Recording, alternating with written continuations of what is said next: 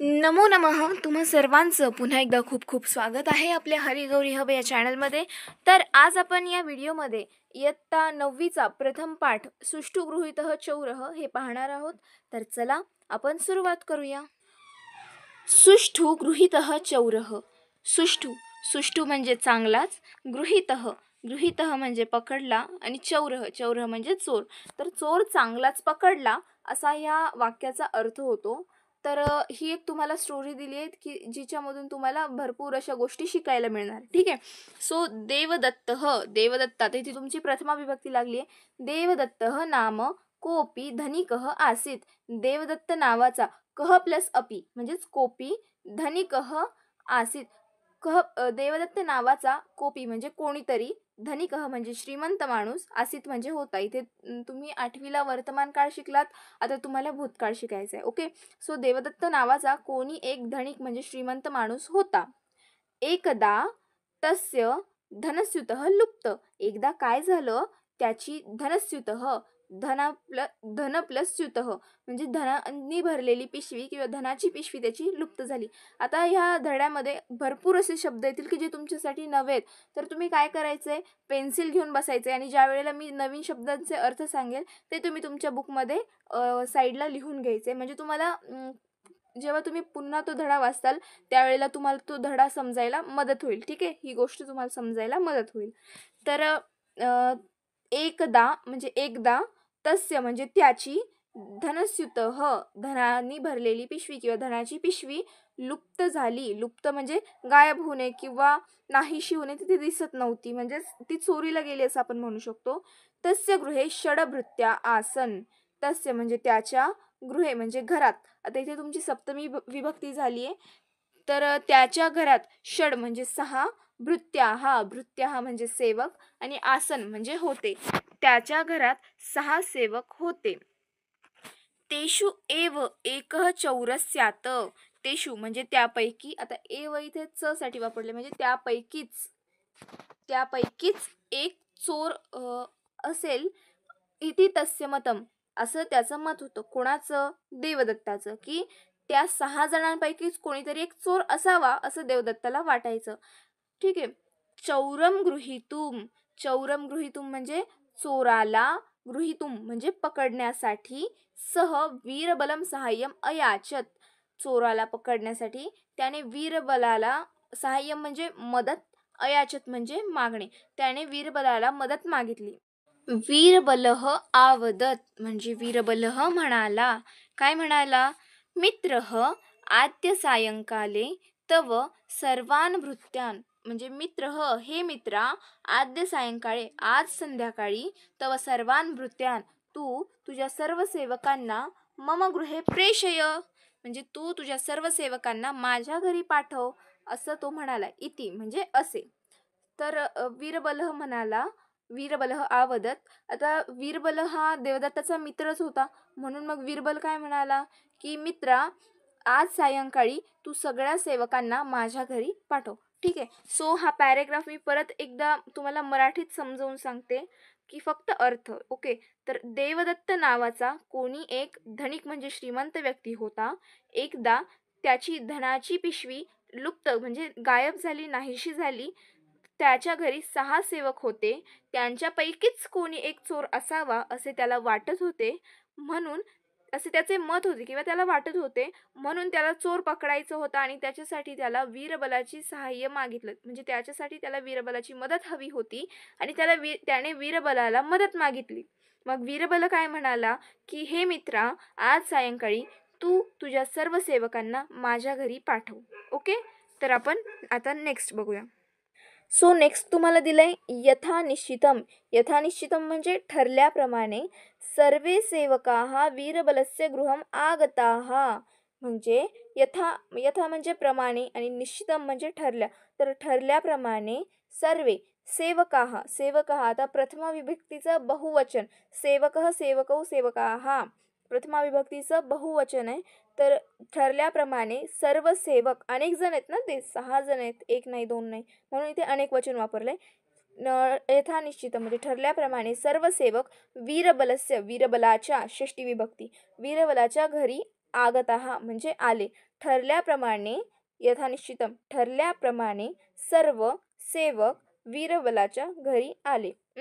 वीरबलेन पूर्वमेव सर्वेषां कृते समानोन्नतयः यष्टिकाः आनीताः. वीरबलेन म्हणजे वीरबलाने, पूर्वमेव म्हणजे पूर्वीपासूनच, त्याने पहिल्यापासूनच सर्वांच्या कृते म्हणजे साठी, सर्वेषां कृते म्हणजे सर्वांच्यासाठी, समान, आता इथे विभक्ती, समान उन्नतयः म्हणजे समान उन्नतय म्हणजे समान मापाच्या, समान उंचीच्या, सारख्या उंचीच्या, यष्टिकाहा म्हणजे काठ्या, आनिताहा तर त्याने वीरबलाने सर्वांच्यासाठी पहिल्यापासूनच समान उंचीच्या काठ्या आणल्या होत्या. ठीक आहे. सह सेवकान आवदत, तो सेवकांना म्हणाला, भोः पश्यन्तु एताः मायायष्टिका. तो सेवकांना काय म्हणाला, हे बघा, पश्यन्तु म्हणजे बघा, एताः म्हणजे या, मायायष्टिका या जादूच्या काठ्या आहेत. तासु एकाम यष्टिका स्वीकृत्य सर्वे देवदत्तस्य गृहं गंतव्यम.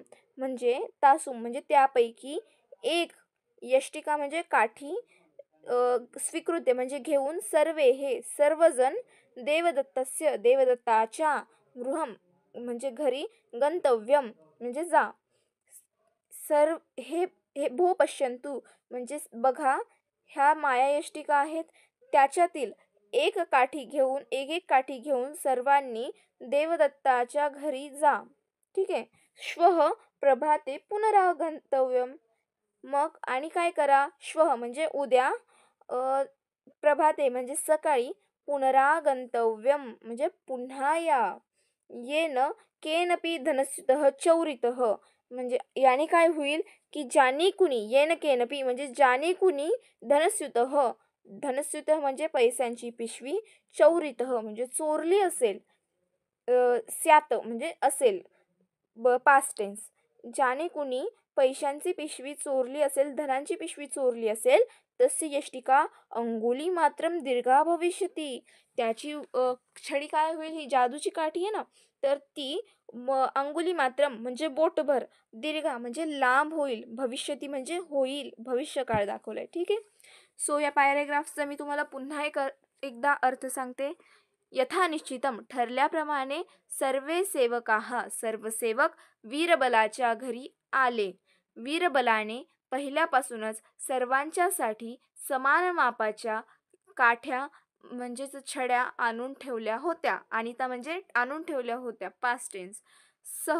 त्याने तो सेवकांना म्हणाला, हे बघा, या सगळ्या जादूच्या काठ्या आहेत, जादूच्या छड्या आहेत, त्याच्यातले एक एक काठी तुम्ही स्वीकारून म्हणजे त्याच्यातली एक एक काठी सर्वांनी घ्यायची आणि देवदत्ताच्या घरी जायचं. मग उद्या सकाळी काय होईल, उद्या सकाळी जेव्हा तुम्ही पुन्हा येताल, तेव्हा ज्याने कुणी धनाची पिशवी चोरली असेल, त्याची काठी बोटभर लांब होईल, म्हणजे अंगुली मात्रम दीर्घा भविष्यती म्हणजे बोटभर लांब होईल.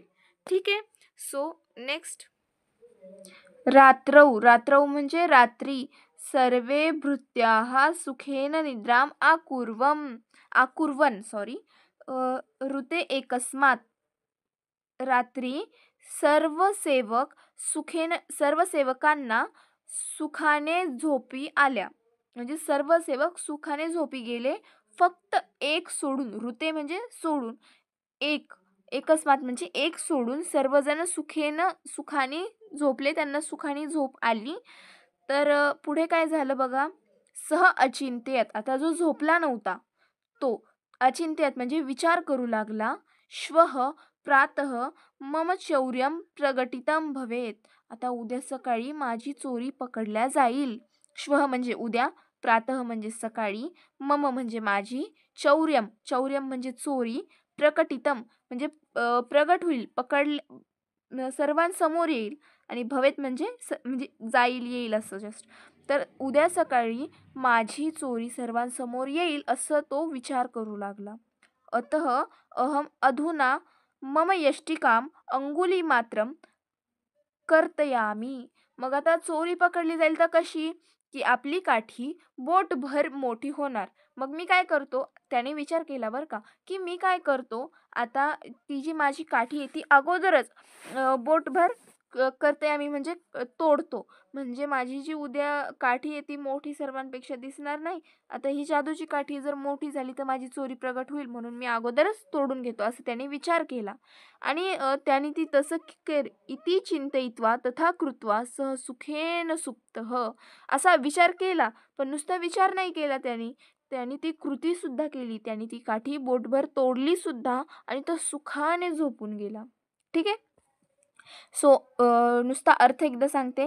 रात्री सर्व सेवकांना सुखाची झोप लागली, शिवाय एकाशिवाय सर्वांना सुखाची झोप लागली. मग जो जागा होता तो विचार करू लागला, उद्या सकाळी माझी चोरी सर्वांसमोर येईल, तर मी आता काय करतो, माझी जी काठी आहे, माझी जी माया इष्टिका म्हणजे मला जी दिलेली काठी आहे, ती अगोदरच बोटभर कापून ठेवतो, म्हणजे ती मोठी होईल.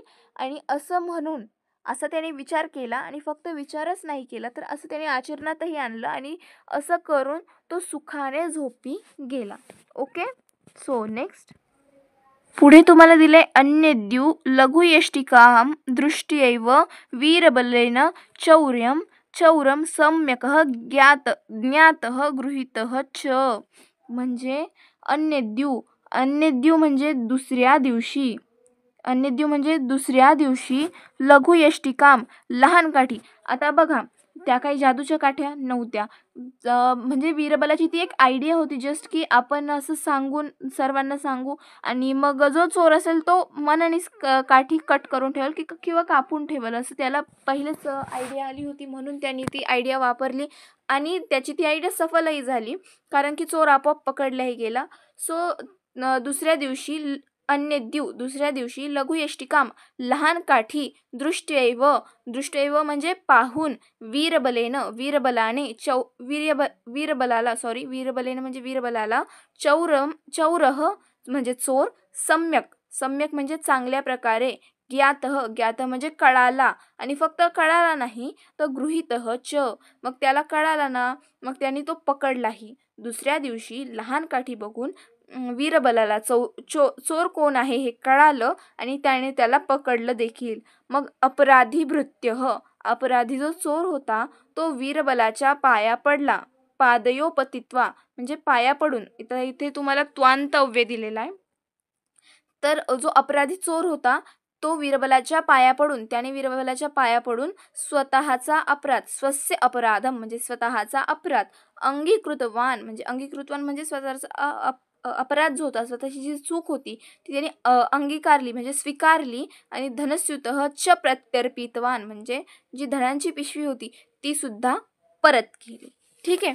सो ही एक जस्ट तुम्हाला मॉरल स्टोरी म्हणता येईल अशी होती, की चोर कसा पकडला, की थोडक्यात मी परत एकदा थोडक्यात त्याचा अर्थ सांगते. देवदत्त नावाचा कोणी एक धनिक होता. एकदा त्याची धनाची पिशवी हरवली. त्याच्या घरी सहा सेवक होते. त्याच्यातला एक कोणीतरी चोर असावा असं त्या देवदत्ताला वाटायचं. मग चोर पकडण्यासाठी त्याने वीरबलाची मदत घेतली. वीरबल म्हणाला, मित्रा, उद्या सायंकाळी म्हणजे संध्याकाळी तू सगळ्या सेवकांना माझ्या घरी पाठव.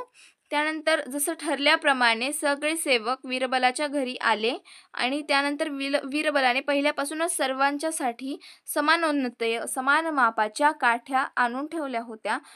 तो सेवकांना म्हणाला, हे बघा, ह्या सर्व जादूच्या काठ्या आहेत. त्याच्यातील एक काठी सगळ्यांनी घ्यायची आणि सर्वांनी देवदत्ताच्या घरी जायचं. उद्या सकाळी पुन्हा यायचं, आणि ज्याने कोणी चोरी केली असेल त्याची काठी बोटभर लांब होईल. पण असं खरंच असतं का की काठी बोटभर लांब होती? तर नाही. ही फक्त एक आयडिया होती की चोर पकडण्याची, कारण चोर बोलण्यात येईल हे वीरबलाला माहीत होतं. मग रात्री सर्वजण गेले आणि झोपले, पण त्यांच्यातील एक जण जागा होता. ज्याने चोरी केली त्याला झोप कशी येईल? कारण की उद्या आपली चोरी पकडली जाईल असं त्याला वाटायचं, की खरंच जर ही जादूची काठी असेल तर. त्याने विचार केला की आता ही जादूची काठी आहे, ही मोठी होणार, तर मी काय करतो, हिला अगोदरच कापून टाकतो, म्हणजे तो तिला एक बोट अगोदरच कापून टाकतो की उद्या एक बोट मोठी व्हायला नको म्हणून. मग त्याने ती काठी आपोआप स्वतःच कापून टाकली असा विचार केला आणि कापूनही टाकली आणि मस्त तो सुखाने झोपी गेला. त्यानंतर काय झालं, दुसऱ्या दिवशी जेव्हा सगळेजण वीरबलाकडे गेले त्यावेळेला लहान काठी बघून वीरबलाला चोर चांगल्याच प्रकारे ओळखू आला आणि अपराधी भृत्य म्हणजे आता इथे सेवक आहे, अपराधी सेवक वीरबलाच्या पाया पडला आणि त्याने आपला अपराध स्वीकार केला आणि अपराध स्वीकार करून त्याने ती धनाची पिशवी पुन्हा देवदत्ताच्या स्वाधीन केली. तर ठीक आहे, आय होप तुम्हाला हा पाठ समजला असेल. सो आपण पुढच्या व्हिडिओमध्ये पुढच्या धड्यासोबत भेटूया. तोपर्यंत धन्यवाद.